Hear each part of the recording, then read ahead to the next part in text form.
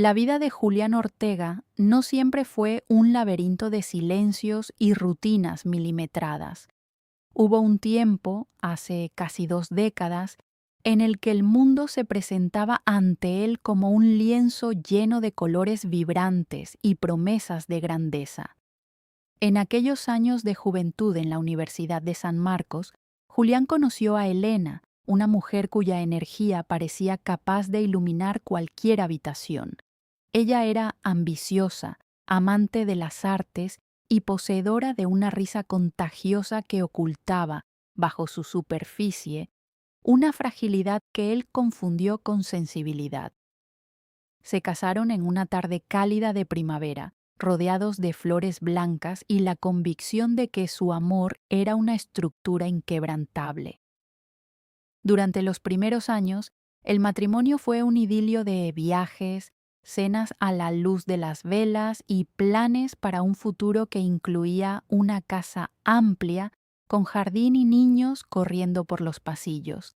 Julián, un arquitecto con una carrera prometedora, trabajaba arduamente para construir ese imperio de estabilidad, mientras Elena se dedicaba al diseño de interiores, buscando siempre la estética perfecta, la simetría absoluta y la belleza sin imperfecciones.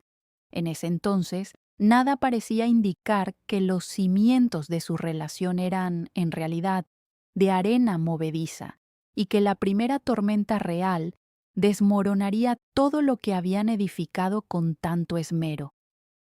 La llegada de su hijo, al que llamaron Leo, fue recibida inicialmente con la euforia propia de los padres primerizos. Sin embargo, a medida que los meses pasaban, una sombra sutil comenzó a cernirse sobre el hogar de los Ortega. Mientras otros niños de su edad empezaban a balbucear sus primeras palabras y a buscar la mirada de sus padres, Leo parecía habitar un mundo privado, un espacio donde los sonidos del exterior eran intrusiones dolorosas y el contacto visual era una barrera infranqueable. Julián notaba cómo su hijo pasaba horas haciendo girar las ruedas de sus coches de juguete, absorto en un movimiento repetitivo que lo aislaba de todo lo demás.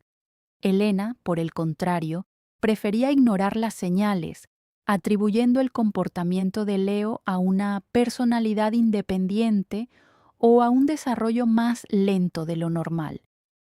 La tensión culminó en una fría tarde de martes en la consulta de un neurólogo infantil. Tras una serie de pruebas exhaustivas, el médico pronunció la palabra que cambiaría sus vidas para siempre: autismo. Para Julián, el diagnóstico fue una brújula. Por fin sabía en qué terreno pisaba y qué dirección debía tomar para ayudar a su hijo. Para Elena, la palabra resonó como una sentencia de muerte para la vida perfecta que había proyectado. El diagnóstico de Leo no solo definió las necesidades del niño, sino que expuso las grietas incurables en el carácter de su madre.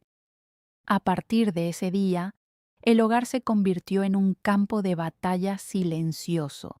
Julián se sumergió en libros de terapia, dietas sensoriales y ejercicios de comunicación, intentando desesperadamente construir un puente hacia el interior de Leo. Elena, en cambio, comenzó a distanciarse de manera física y emocional.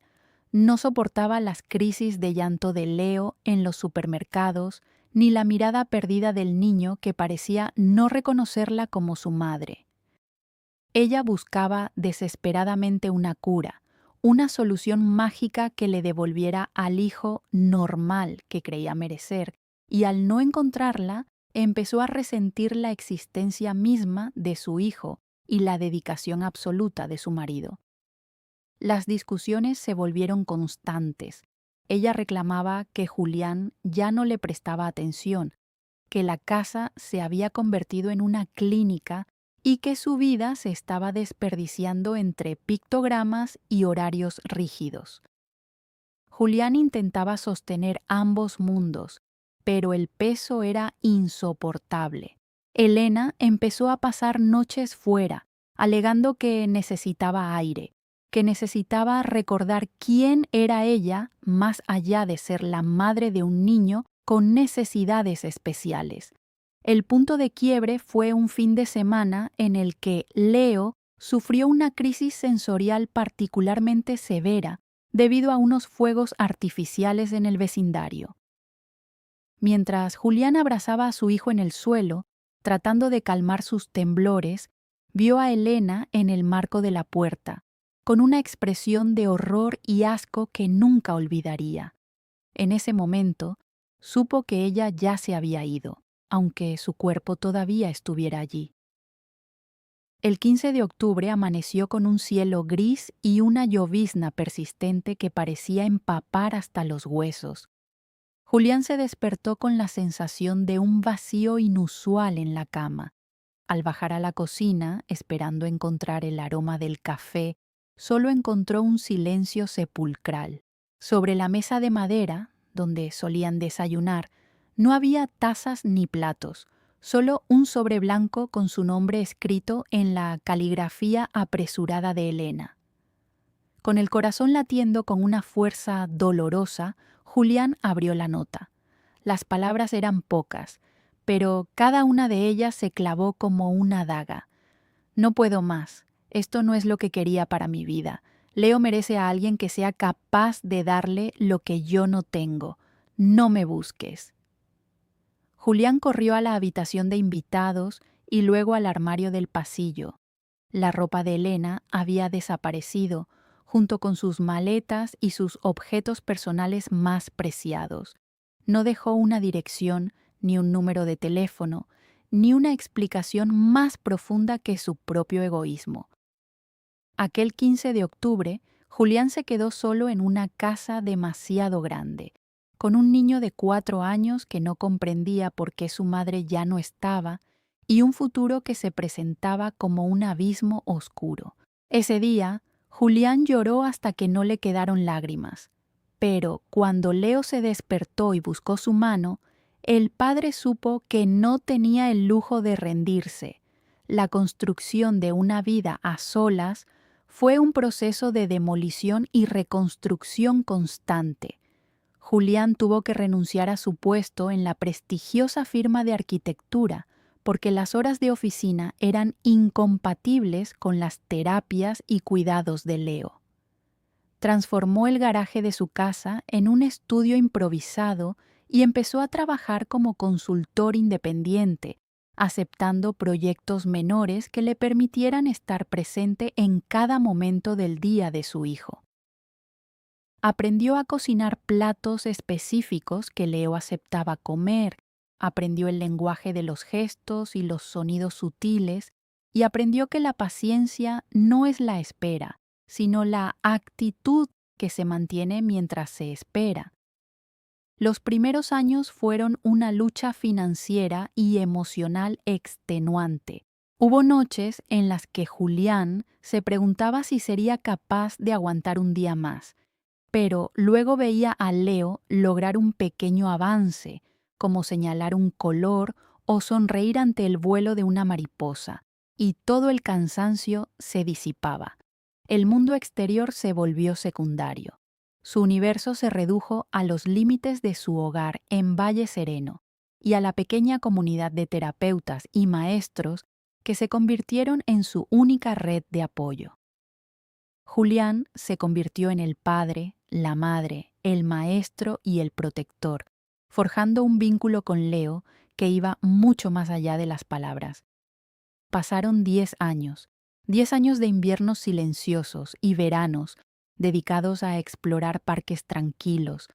Leo creció hasta convertirse en un adolescente alto, de mirada serena y una inteligencia visual asombrosa. Aunque seguía teniendo dificultades con el lenguaje hablado, se comunicaba a través de una tablet y expresaba sus emociones mediante dibujos detallados que llenaban las paredes de la casa.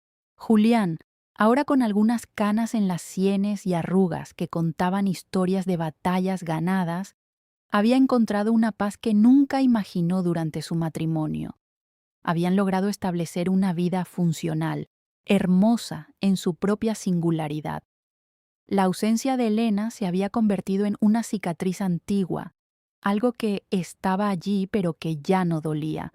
Durante toda esa década no hubo una sola llamada, ni una postal de cumpleaños, ni un mensaje de arrepentimiento. Elena se había borrado del mapa con una eficiencia cruel, permitiendo que Julián cargara con todo el peso de la crianza, los gastos médicos y la incertidumbre del futuro. Sin embargo, en la tranquilidad de su nueva vida, Julián ya no guardaba rencor, sino una especie de compasión distante por la mujer que se había perdido el privilegio de conocer al ser humano extraordinario en el que se había convertido su hijo. Una tarde de sábado, mientras el sol de finales de verano teñía de dorado el jardín donde Leo observaba el movimiento de las hojas, el timbre de la casa sonó. Julián no esperaba a nadie. Al abrir la puerta, el mundo pareció detenerse por un instante. Allí, de pie en el porche, estaba Elena, pero no era la Elena radiante de sus recuerdos, ni la mujer gélida que lo había abandonado. Se veía desgastada, con ropa que pretendía ser elegante, pero que revelaba un uso excesivo, y una mirada que evitaba encontrarse con la suya. El silencio entre ambos fue denso, cargado con el peso de 3.650 días de abandono. «¿Qué haces aquí?», preguntó Julián con una voz que, para su propia sorpresa, sonó firme y desprovista de emoción. Elena comenzó a hablar, una catarata de palabras atropelladas sobre cómo la vida la había tratado mal, sobre un negocio fallido en otra ciudad, sobre deudas que la perseguían y sobre cómo, supuestamente, nunca había dejado de pensar en ellos. Julián la escuchaba, pero sus ojos no veían a la mujer que tenía enfrente. Veía a Leo llorando en el suelo hace 10 años. Veía las facturas acumuladas sobre la mesa y sentía el frío de la cama vacía aquel octubre de abandono. Elena intentó entrar en la casa, echando un vistazo por encima del hombro de Julián para intentar ver a Leo, pero Julián bloqueó el paso sutilmente. Fue entonces cuando ella soltó el verdadero motivo de su regreso. No pidió perdón por los años perdidos, no preguntó por los avances de su hijo, ni mostró interés por la salud de Julián. En cambio, habló de una urgencia financiera, de un préstamo que necesitaba para evitar un desahucio, apelando a los buenos tiempos y al hecho de que, legalmente, todavía tenían algunos asuntos pendientes. La audacia de su petición era tan grande que Julián sintió una oleada de incredulidad. Ella no había vuelto por amor ni por redención, había vuelto porque se le habían acabado las opciones y recordaba que Julián siempre había sido el proveedor, el hombre capaz de solucionar sus problemas. La frialdad de su regreso era incluso más dolorosa que la de su partida, pues confirmaba que el tiempo no la había cambiado, solo la había vuelto más desesperada en su egoísmo. Elena hablaba de su parte de la casa, de los derechos que creía tener sobre una propiedad y una vida que no había ayudado a sostener ni con un solo grano de arena durante una década. La confrontación final fue breve, pero definitiva. Julián la dejó hablar hasta que ella se quedó sin palabras, aguardando en el umbral de la puerta como un guardián de su propio santuario. «Te fuiste cuando más te necesitábamos», dijo él con una calma que parecía herir a Elena más que cualquier grito. «Nos dejaste en la oscuridad, sin mirar atrás. Durante 10 años, yo he sido el único muro que ha protegido a Leo de un mundo que no lo entiende. He trabajado 3 empleos, he pasado noches en vela y he celebrado cada una de sus victorias sin que tú estuvieras presente. No tienes un lugar aquí. Esta casa, esta vida y este hijo no te pertenecen». Elena intentó replicar apelando a la victimización, pero Julián la interrumpió. El dinero que pides no existe para ti. Cada centavo que he ganado es para el futuro de Leo, para asegurar que, cuando yo no esté, él esté cuidado. No voy a permitir que vuelvas a entrar solo para quitarnos lo que hemos construido con sangre y lágrimas. Vete, Elena, vete como lo hiciste aquella vez, pero ahora hazlo sabiendo que ya no tienes a dónde volver. Ella lo miró con una mezcla de ira y derrota. Al darse cuenta de que no obtendría lo que buscaba, su máscara de arrepentimiento se desvaneció, revelando la misma amargura que la había llevado a dejar la nota en la cocina 10 años atrás. Se dio la vuelta y caminó hacia su coche sin decir una palabra más. Julián se quedó en la puerta, viendo cómo el vehículo desaparecía por la calle principal de Valle Sereno. Cerró la puerta y echó la llave, un gesto simbólico que ponía fin definitivo a un capítulo que debió cerrarse mucho tiempo antes. Se dirigió al jardín, donde Leo seguía absorto en su observación de la naturaleza. El joven levantó la vista, miró a su padre, y con esa intuición casi mágica que poseen algunos seres, le tendió la mano. Julián la tomó con fuerza, sintiendo el calor de la piel de su hijo y la solidez del presente. Esa noche, mientras la casa se sumía en el silencio acogedor de la rutina, Julián se sentó en su estudio, miró los dibujos de Leo y se dio cuenta de que la verdadera riqueza no estaba en las cuentas bancarias que Elena ambicionaba, sino en la seguridad de que había cumplido su promesa. Ser padre no era una cuestión de biología, sino de presencia.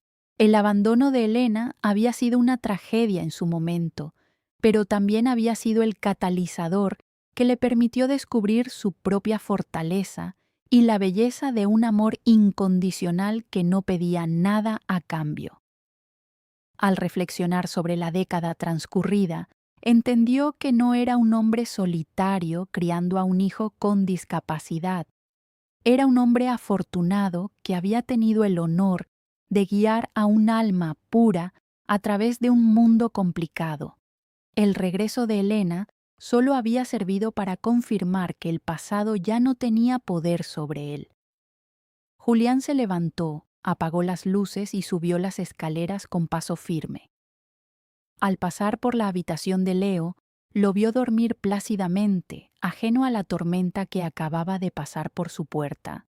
Julián sonrió en la oscuridad, sabiendo que, a pesar de todo, habían ganado.